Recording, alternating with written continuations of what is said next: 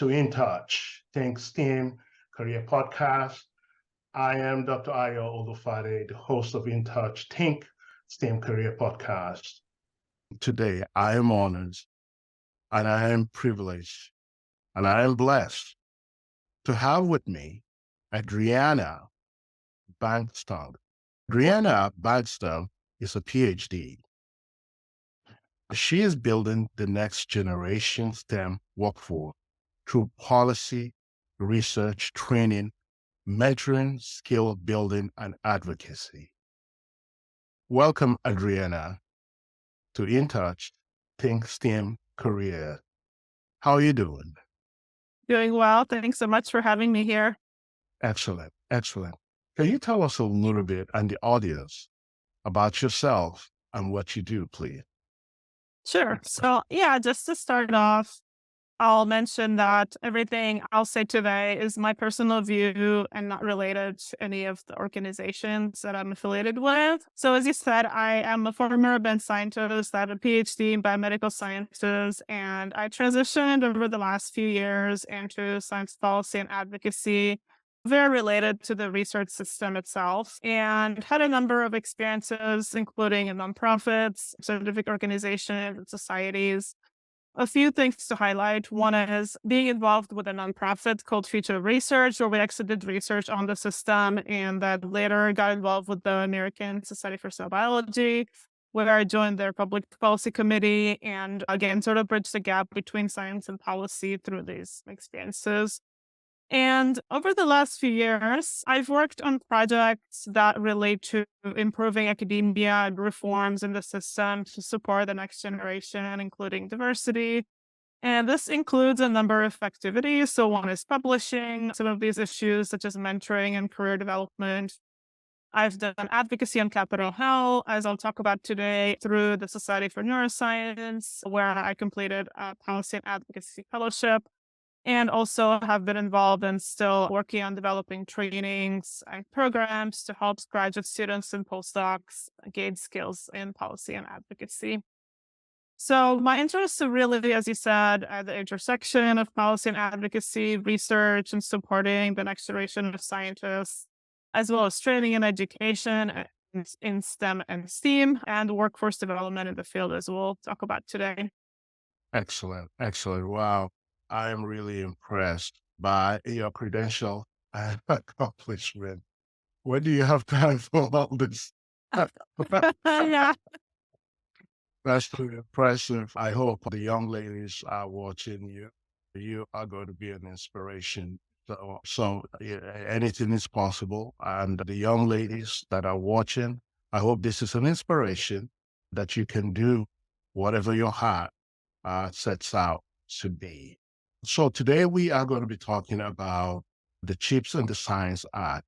Interestingly enough, as I was telling you earlier, I try to invite many people to come to talk on this topic, but you are the only one that took me on, and I truly appreciate you for that. And you were part of the science section of the science and the CHIPS and the Science Act. So with that, what is the CHIPS and the Science Act, and can it help boost U.S. global competitiveness in science and technology? Can you please tell our audience what is it and how can it help boost our competition, especially with China coming along now, becoming a competitor? Please. Yeah, so it's a major legislation, as you know, it was adopted by Congress last year with bipartisan support and focuses on global competition in science technology. The NSF director actually called it the most important U.S. science and engineering legislation in a generation. It's, of course, a large bill, covers, on the one hand, a number of technology areas such as artificial intelligence, quantum, and others. And for the purposes of the discussion today, we'll be looking at the and science part of the bill, which is focused on enabling federal agencies to support research and development funding broadly, given that, of course, science and engineering drive innovation and economic development in a number of areas. So just to highlight a few aspects, there are a few areas to look at. One is fundamental science, research facilities, and instrumentation. So really looking at the basic research support. And on the other hand, applied research through the NSF, the TIP Directorate. So this is Directorate of Technology Innovation and Partnerships. It's meant to expand regional innovation across the country and also discusses the sort of basic and applied research of the system. And then also has a strong focus on STEM education and workforce development through skills and experiences for trainees as well as educators, and highlights a number of training programs that can help support the feature pipeline. I Wow. think as you to sort of your second question, how it can help boost competitiveness, I think, and we'll talk about this sort of it focuses on funding for National Science Foundation, Department of Energy, including the Office of Science and the National Institute of Standards and Technology, programs to support education in a number of areas. And a few things, of course, for a few for a few years, sorry, the legislation has undergone a number of iterations and changes in name. Was a number of programs have been authorized but not appropriated. So of course the real question is where the real money comes from to really support these programs and what that'll happen. So I wanted to just highlight a couple of recent articles from Matt Hurahan from the Federation of American Scientists. He also wrote in Brookings on this. And so far, based on the FY23 Consolidated Appropriations Act and also the Biden administration FY24 budget requests, the funding for these agencies actually has fallen short of what was really committed in the bill. Just a couple of examples here. I don't want to get too deeply into the numbers, but for example, in the FY23 omnibus, there was a $3 billion shortage of authorized funding for these agencies.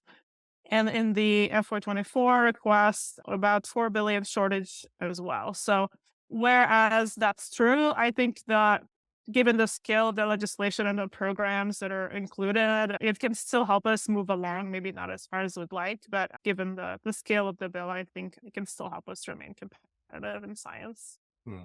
Excellent. So you talked about the shortage. Will that impact at all the vision of the program? Will that impact the vision that is in the legislation, especially as it pertains to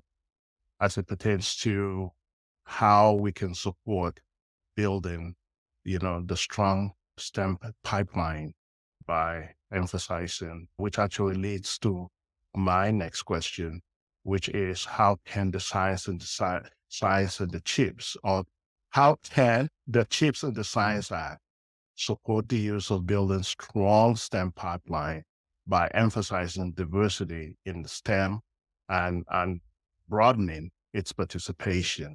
So I am a little concerned that although there is this legislation, but if there is no financial support to back it, will that stall the effort, the vision that it's at least the ambitious vision that is in the bill, in the act, not Yeah, so what I would say is there's already a substantial amount authorized and appropriated for certain programs. So if you look at especially Matt's article, it breaks down what programs are getting which funding. I think overall it's still increasing.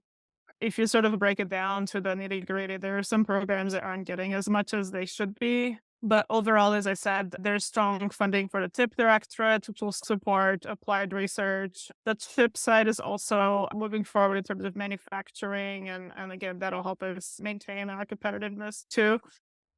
And then I think with the sort of more specific aspects of this, I did want to highlight another article that was published recently in Inside Higher Ed, actually by Kathy Zarasa, that highlighted the need for these investments to really support the next generation. And so we'll sort of drill down into this as the conversation moves forward. Okay. But he calls for supporting, really, again, reforming the system as we talked about in the number of areas, including salaries, mental health, and other places. And thinking more through the education areas of how we can support graduate students. And again, there's a lot of issues sort of in the system. But I think overall, there is still a strong push for the diversity provisions in the bill to be able to support what we want to see, the change we want to see, right? And part of that is also, you sort of alluded to this at the beginning, a lot of data collection in terms of the NSF doing research on some of this work calls for, really improving the system through more research, which comes up in this article as well.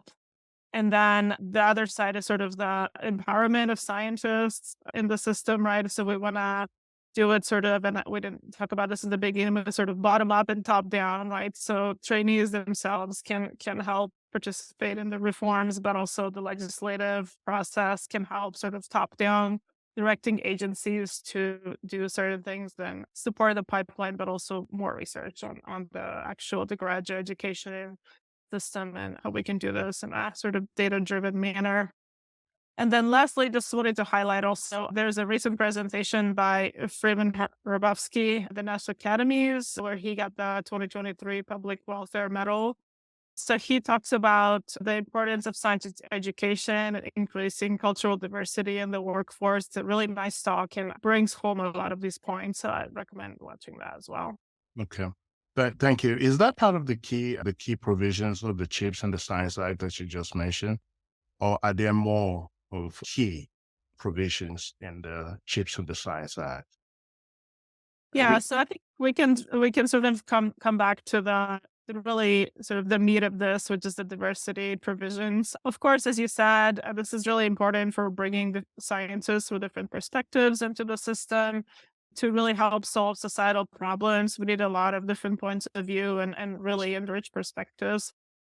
And so there's sort of two aspects here. One is that much of the legislation is focused on the research funding itself, which is important, of course, for that to continue. But it's important to prioritize also education and outreach, mentorship, and support Yes. experts really through these other things that aren't, research dollars for specific research projects.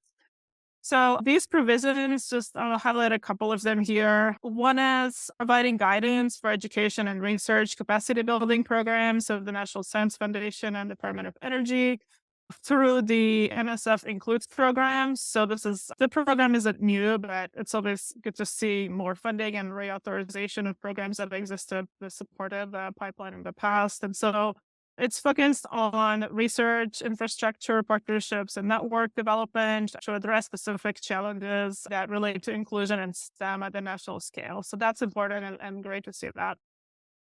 The second area is scaling up research and STEM accounts to support states and territories that have received historically small shares of federal dollars, Yes. such as the EPSCoR jurisdiction. So this is the established programs to stimulate competitive research. So long acronym, but there's been some debate on this point, but it's something to be mentioned in terms of how do we support research and education that is across the country, right? So the bill itself is very focused on sort of creating opportunities across the country to a number of institutions.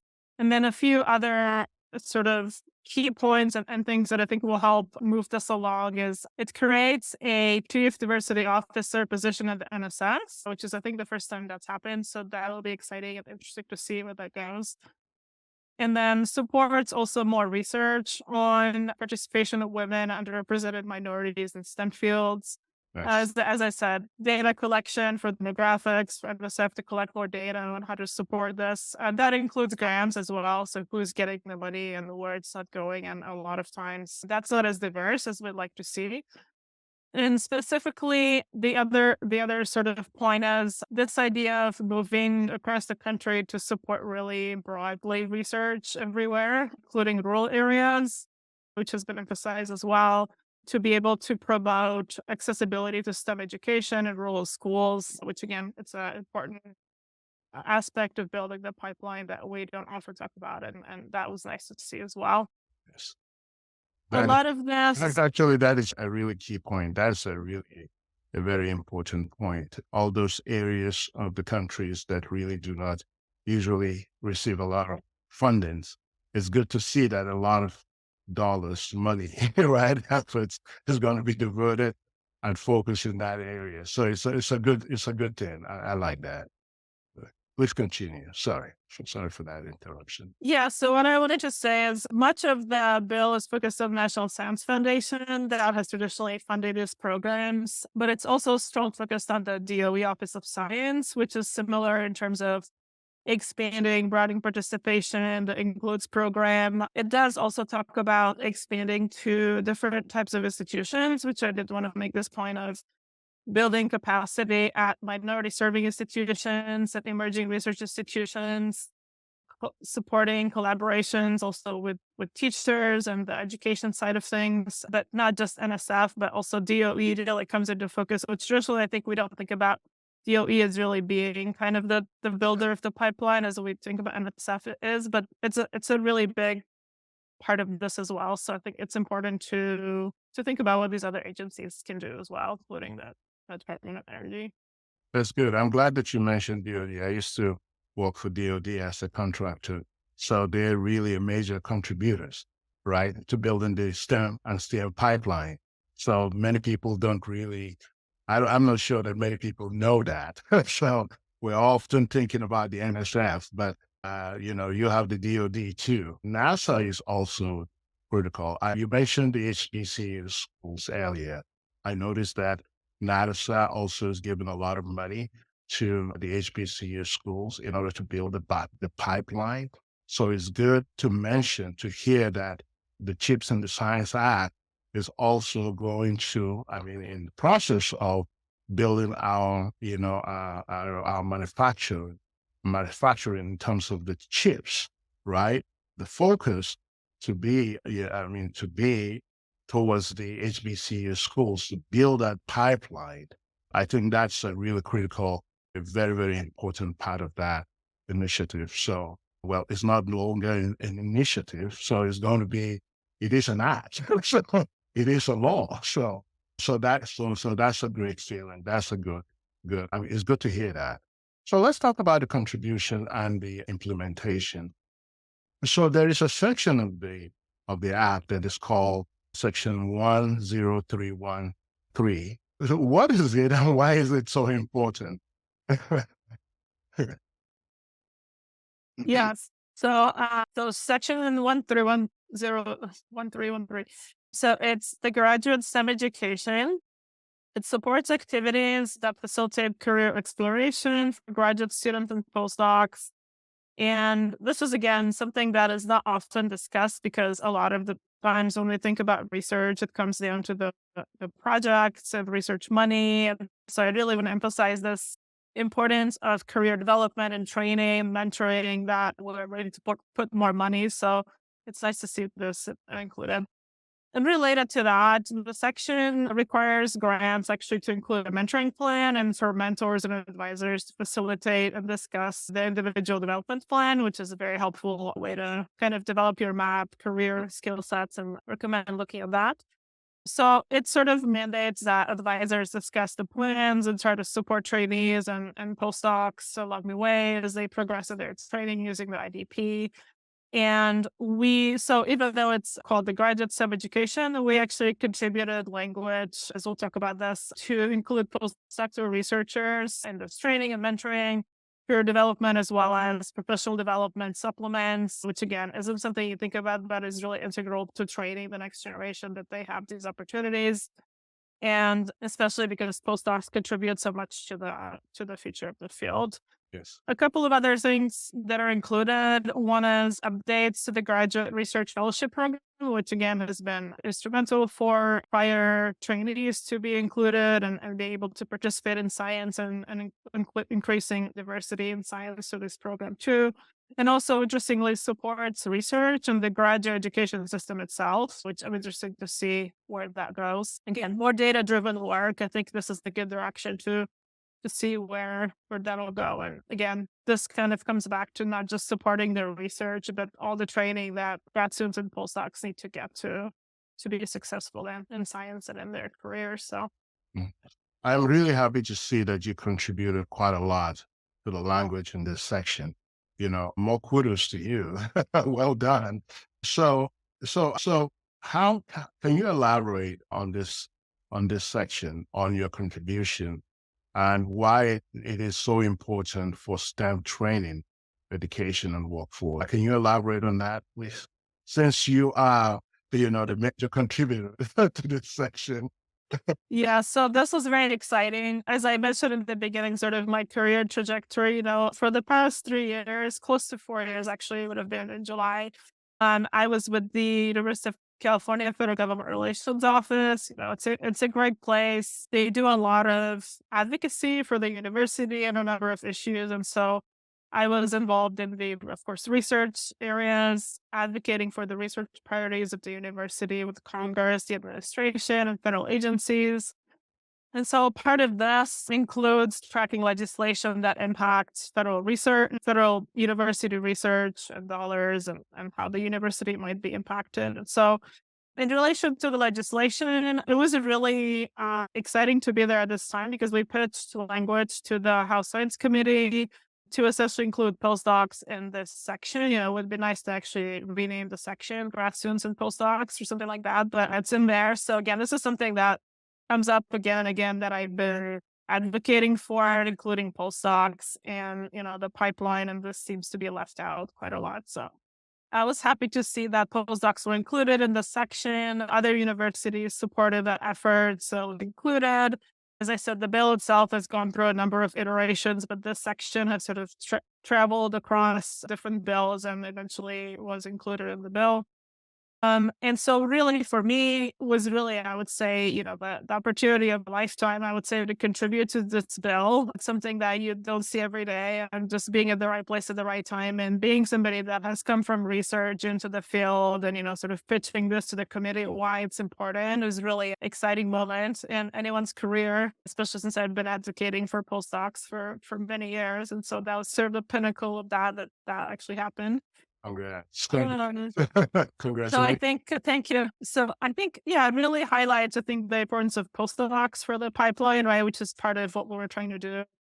And then also, really, I think placing the focus on, again, the training and the career development that postdocs need as well. And so a lot of times, I think, the grad students somewhat have some of this existing resources, but because postdocs are sort of the middle point of you have a full-time job, but you're still learning. And so there's a big gap, I think, in training for this group, just overall in science, and being able to support professional development, which hopefully, this will go through and funding will be allocated to this section. That will be really exciting to see where this goes. So I think, one of my curiosity is, does that also mean that more pay for postdocs?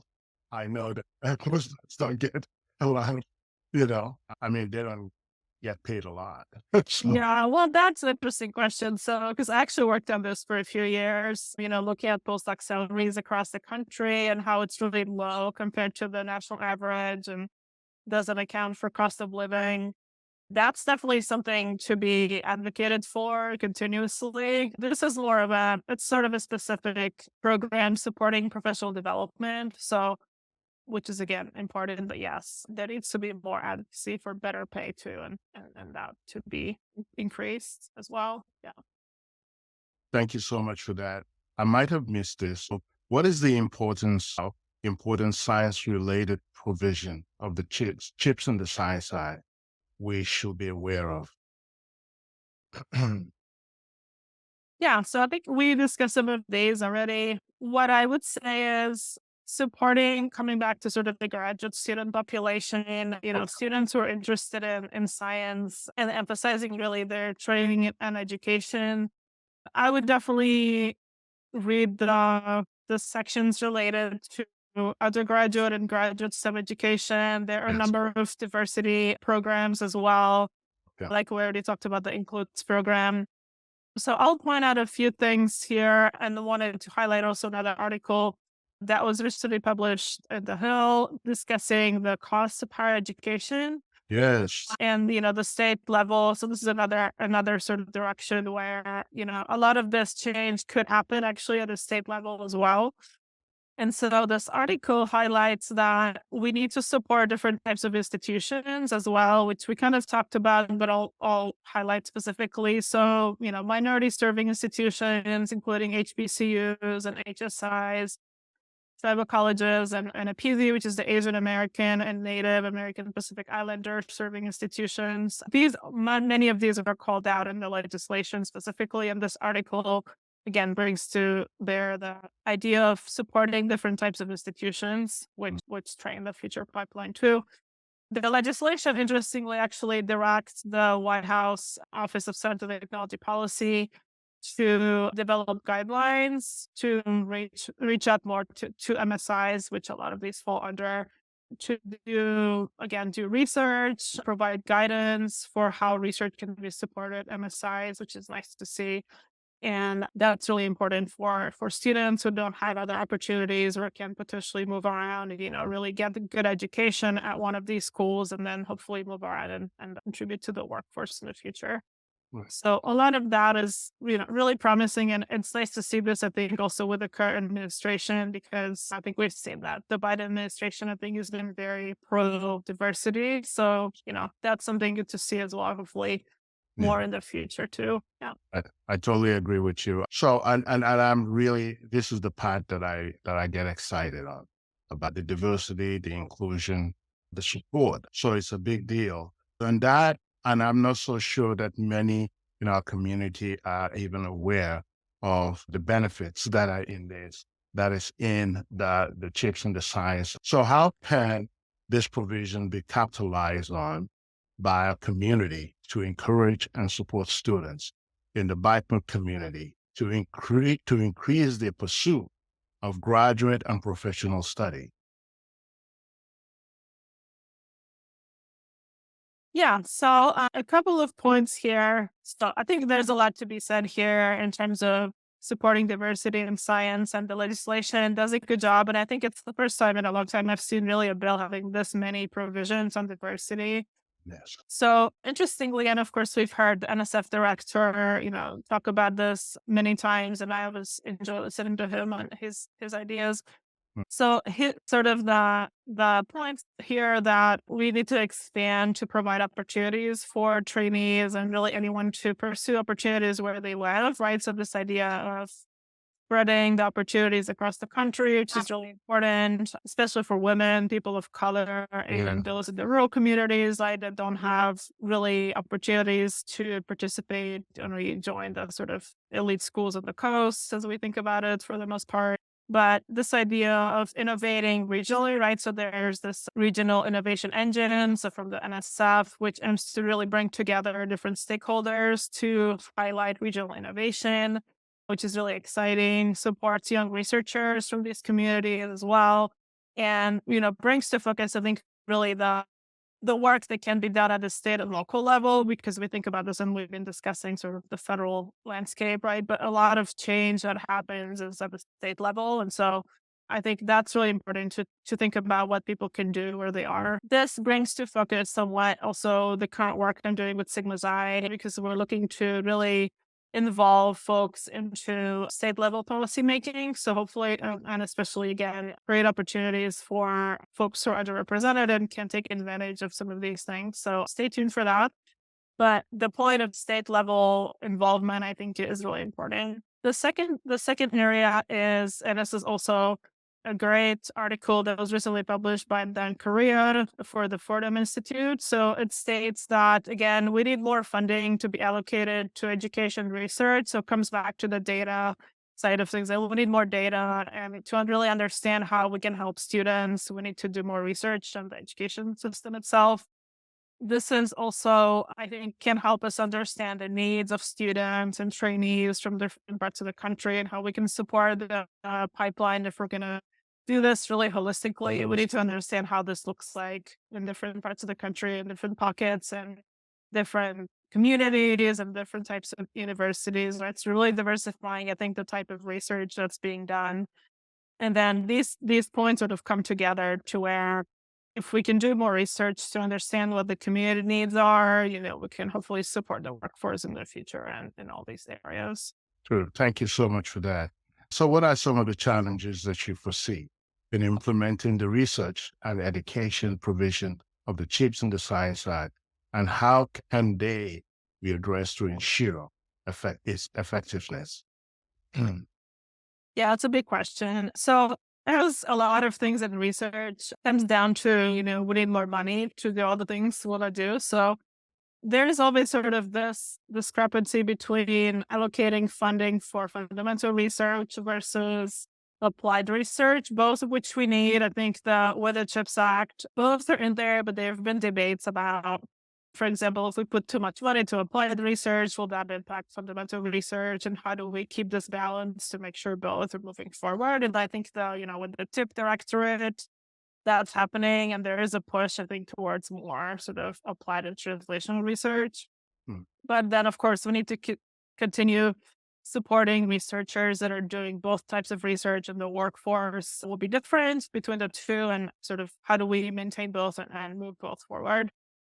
Especially as we discussed, the funding has fallen short in some ways. But again, I think that given the funding that is in the CHIPS Act, we can still move forward quite significantly with what's there in terms of the research enterprise.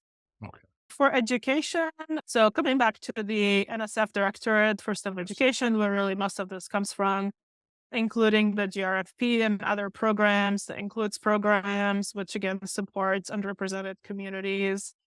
A lot of this, I think, somewhat similar. I think more funding is needed for education research, understanding, as we discussed, sort of the community needs. But also, I think the other point, which we didn't touch upon, but we should discuss that. We've talked up to now more about grad students and postdocs, which is really important. This is where I've spent most of my career advocating on.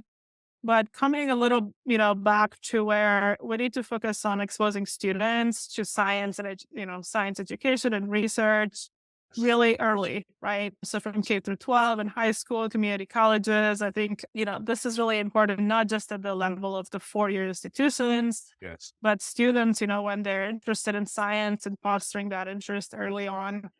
And then sort of the last point here is, again, literally helping all different types of institutions, including MSIs, with these opportunities, right? Because again, we think about, large schools and R1s and, Ivy Leagues and all of that, which is great. But a lot of times the talent comes from, right, different parts of the country, from, MSIs and HBCUs. And a lot of times there's, programs where they can transfer from one school to another, right, from community college to another school and so on. So I think there's a lot of ways to, I think, increase the pipeline and diversity in the workforce through these opportunities. But again, would emphasize the idea of moving away from the coast, spreading across the country, and then spreading really to all these different types of institutions that we tend to forget about sometimes. I totally agree with you. I'm glad that there is a lot of effort that is being made to diversify the pipeline. But one of the biggest challenge, I think, with the implementation with is equal access. So what steps can be taken to ensure there's an equal access to resources and opportunity in the STEM provisions of the CHIPS and the Science Act? Yeah, so this is a good question, because when you start to think about this idea, so we want to take funding now from the coast to expand across the country, then you have this debate of, where's the best science taking place? Do we need to support everyone? And again, there's connections between all these different institutions. How do we make sure that we support students and trainees who are in the middle of the country, right, away from the coast, to spread the wealth, right? Which is, it's sort of an easy question to answer. So, but it's something that we should keep talking about, and hopefully podcasts like this, will bring these ideas forward. So in research, I think being aware that, what are the implications of this idea of, spreading the wealth across the country? What does that mean actually for where the best science is happening? And again, I don't have the answer to that. So one solution potentially maybe more policy change. So, if you think about, I think, and I, will advocate for trainees and students to get involved in policy change where they are. So I think that's something that can happen at the local level. Who is sort of getting the funding, right? So NSF does track sort of the PIs that are getting these grants, but still a lot of folks are not in the room, right? So especially when it comes to policy discussions, and this is something, we can think about in the research enterprise and in the university and outside, right, through partnerships. So One is within the lab itself, its literature shows that diverse teams of scientists are more successful. Diversity does help lead to better science, right? Yes. So that's one thing is how do we change sort of the culture of the institutions to create this, um, proposals with PIs from different backgrounds and including, as we talked about, not just R1s, but also R2s and emerging institutions that are need to be contributing as well. I think this also applies to the policy. So, this we'll talk about sort of partnerships of universities and different Yes. groups, right? And so, this is where I think we can encourage students and trainees to get involved in policy, right? Because they can do it at the university level, but also state government and federal government, right? So, for them, I think to get their voices involved could be a way to achieve some of this change that we want to see more broadly. Mm. Thank you so much. So I'm going to move to the general questions. So I'm interested. You've been in the STEM and STEM field for quite a while, and I know you have a lot of perspective on this point. Can you share your thoughts on the importance of STEM education in the BIPOC community? You and I know that their representation is pretty low. so, so sometimes I often wonder if the BIPOC community is leaving money on the table. What really, apart from the fact that I'm in education, and what really got me going, that caused me, that inspired me to really start a podcast, to put my voice here, to try to invite, experts like you to talk on this point, is that during my research for my dissertation, I came across an article that shows a data from it, a graduating engineer, the median salary is around 80 something thousand dollars. They were making more money than was, than I am as a teacher. So, and our numbers is low.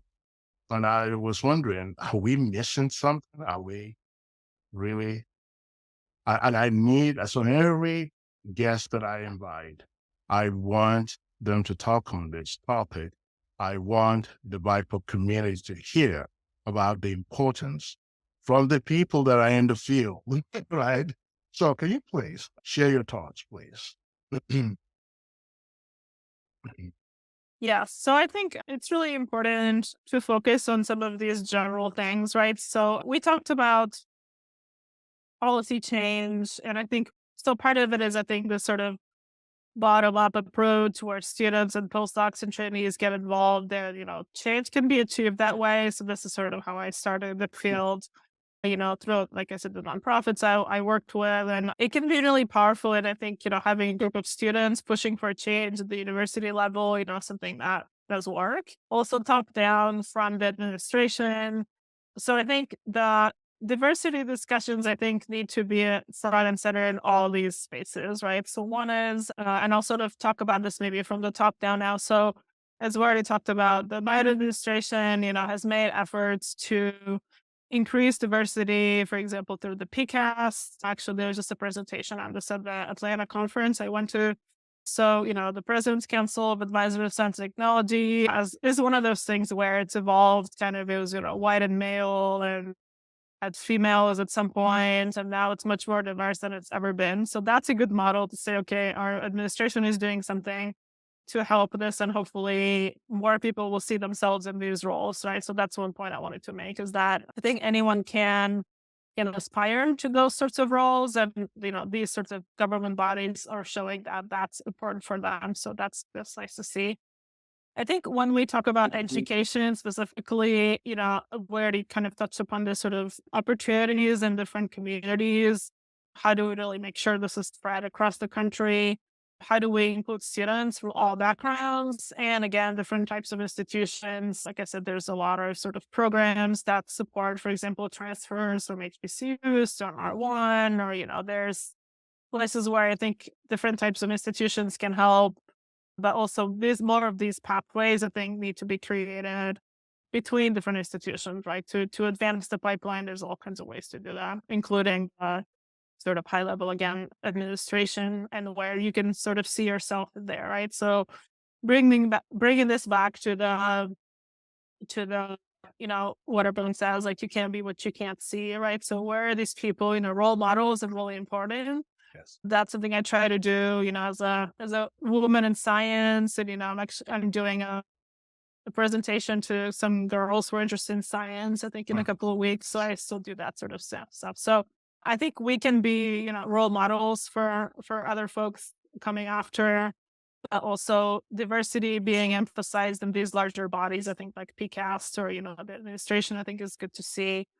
Ultimately, to really make sure that the workforce reflects the makeup of our society and that representation is there. I think things are slowly changing, but we need to see more, It more is true. representation. So, what are some of the challenges that you feel is faced by the BIPOC community pursuing this career in the STEM and STEAM?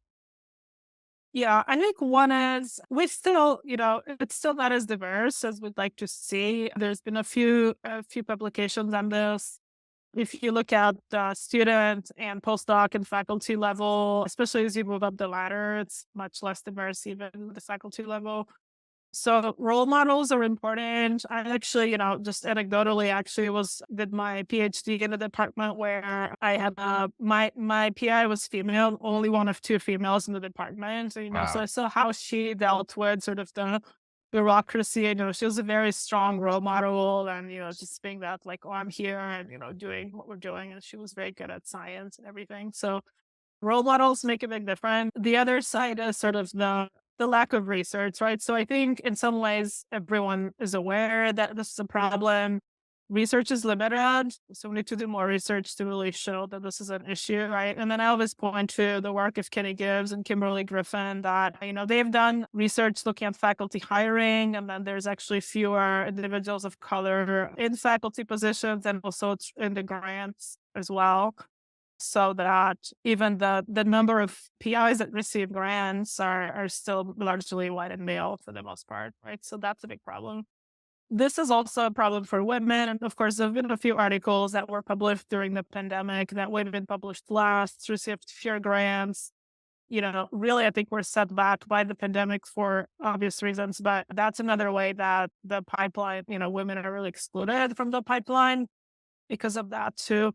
So again, I think more research on some of these areas and awareness that this is an issue. Again, there's some limited work. Read the work by Kenny Gibbs because it's very well done, but that's limited again, and we need more data to show that what the problems are. Thank you so much. There's so much question that I want to ask you on this important topic. And I know I'm really privileged and I want to thank you for your time.